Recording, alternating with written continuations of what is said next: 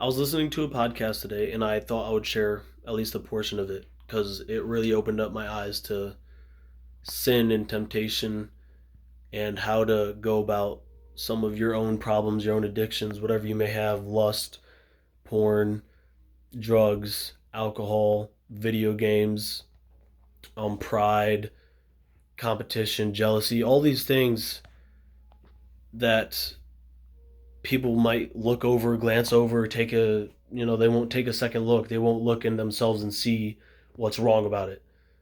Or they just don't, they might not understand how to get out of that sin.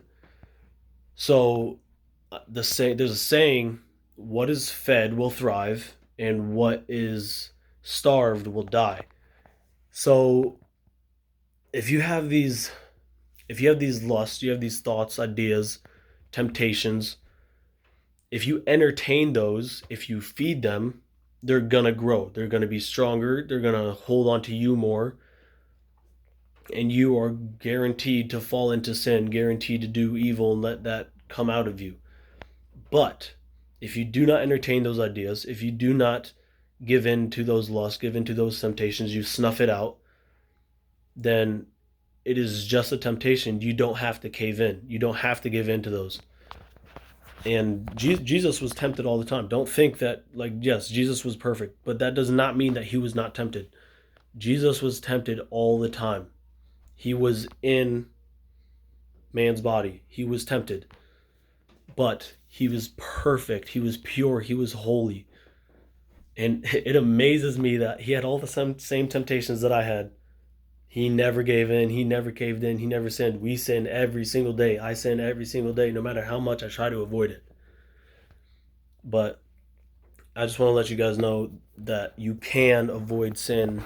You can avoid addictions. And I would aim this more towards lust because that's what I'm dealing with or dealt with and currently still dealing with. And what's helped me probably the most out of anything I've ever tried is that phrase: what you feed will thrive, what you starve will die.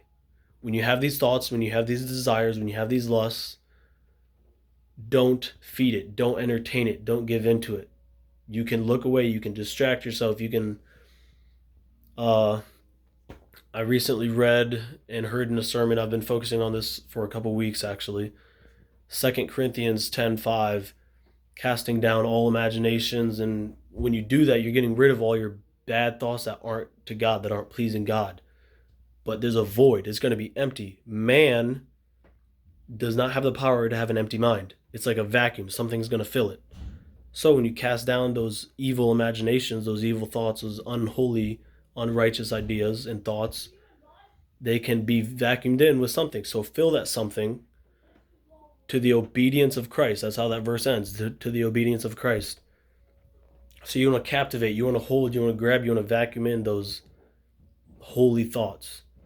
So that was just something for you guys. Hopefully this helps somebody.